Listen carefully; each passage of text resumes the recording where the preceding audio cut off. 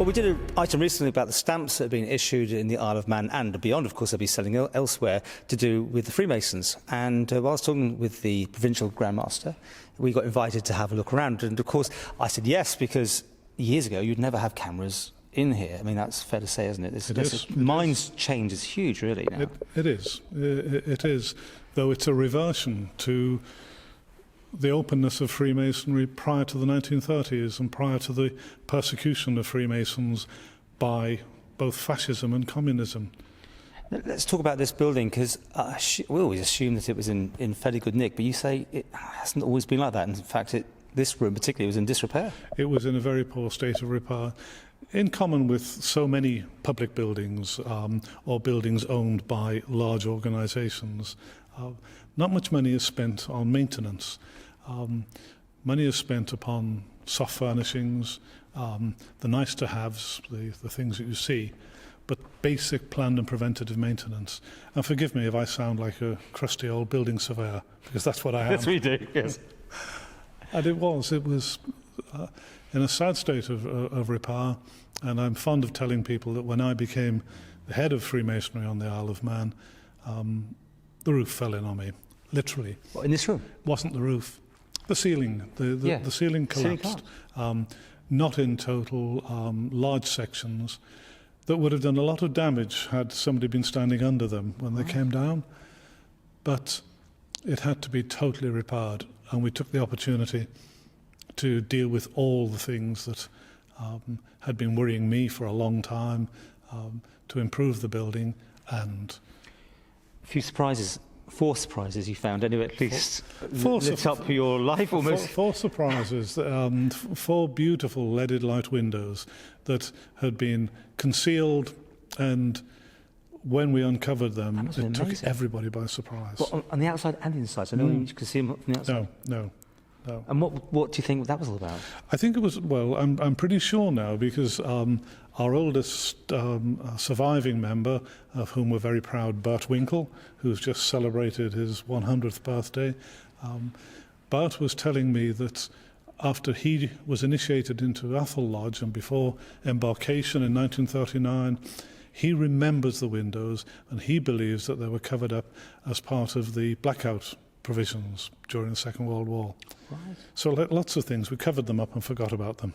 That must be just amazing to find. And in okay order, were they? I mean, we had to do some work on those as well? One was in very poor condition, but they were in metal frames which had corroded. So we found a specialist in Cheshire, and they went away and have been totally rebuilt and encapsulated in triple glazing, and they're there for the world to see now. Even as we're doing this, we can hear some noises going on. This is still a work in progress. You're still doing work on it? Yes. We decided that we would start by dealing with the things that had to be dealt with, by making the building wind and weather tight and fit for purpose. Well, we got on so well up here with the roof, with the gutters and rainwater goods, which were metal and corroded. We've made a little bit of money go a long way, and we've extended it into the ground floor now, into the main venue, the main dining room, which is immediately beneath us. And our intention is that this building will be available to the public, but particularly to local charitable organisations who want to make use of it, who want a venue. As part of our contribution to the community, we are going to say, if we can donate cash, we will donate cash. If we can't, we'll make a facility available, and we'll assist you to raise funds for your organisation. And the day we're recording this, you're getting ready for a wedding, so you're doing all sorts here. Yes, and I have to go down and cut sandwiches shortly. No, but we people can use it. What, different rooms? I mean, this room could be used? This room could be used. We are not reinventing the wheel. I've attended recitations, performances, musical performances in Masonic lodge rooms, known as temples within Freemasonry. We take our history from the building of King Solomon's Temple. I can't authenticate that. I wasn't around at that time, but the temple has been used for many different purposes. here it can be used for the solemnisation of civil wedding ceremonies. You have musical events. You've got great acoustics, actually. Wonderful acoustics. Yeah, musical yes. events would be good in here. They really are. They knew what they were doing when they designed and constructed this with regard to acoustics. Okay. Well, I hope it goes well, and basically you need money to keep the reinvestment going, I guess. We'd almost lost this building. That close? It was that close. It was when I became Provincial Grand Master, the contingent from Grand Lodge in London came over, and they said very publicly, I think you've inherited a £1.5 million black hole. Well, it was a black hole, and we didn't have £1.5 million. In fact, it hasn't cost anything like that amount, thanks to a lot of willing volunteers, not only within Freemasonry. People from other organisations have assisted, given their time. We've paid the specialist contractors to do things.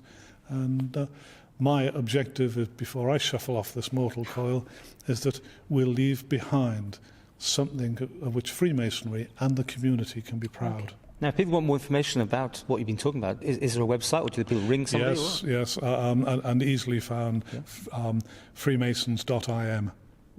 And there's information there. The website is being revamped as this building is at this moment. So yes, we're delighted to talk to people and give them a little information, because it has a very interesting history. And you're working on a museum as well, aren't you? Some sort of little bit of history? We've always had a museum in this building, which opened for Masonic purposes in 1924. It was named in honour of J.A. Brown. J.A. Brown, the Brown family of Isle of Man newspapers fame. Right. Yes. And J.A. Brown was Deputy Provincial Grand Master for the Isle of Man. He put together some wonderful historical documents, artefacts. Sadly, because the building was very damp, a goodly number of them have been lost. Yeah. So we have an area in the building which we are altering at the moment, and that will be a museum of Freemasonry generally, and we have tremendous history, but particularly Freemasonry locally.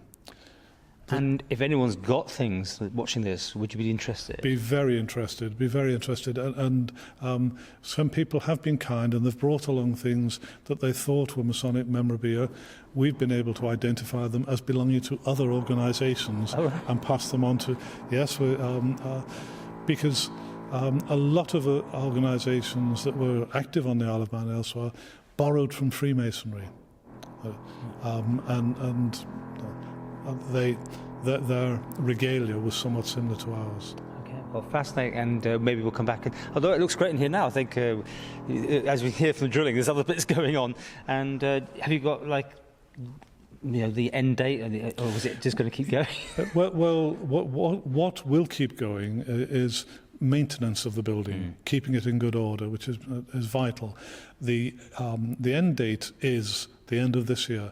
This year, as we're celebrating the tercentenary of our Grand Lodge, the United Grand Lodge of England, our governing body, it just seemed totally appropriate that we should make our major effort, that we put this building in good order, we have a museum formed to which the public will have access, and we make this building basically pay for its upkeep by Masonic use and also being used by the public at large. Okay, and so we recorded this on the day of doing one about the stamp, so you can check that item out on MTTV as well.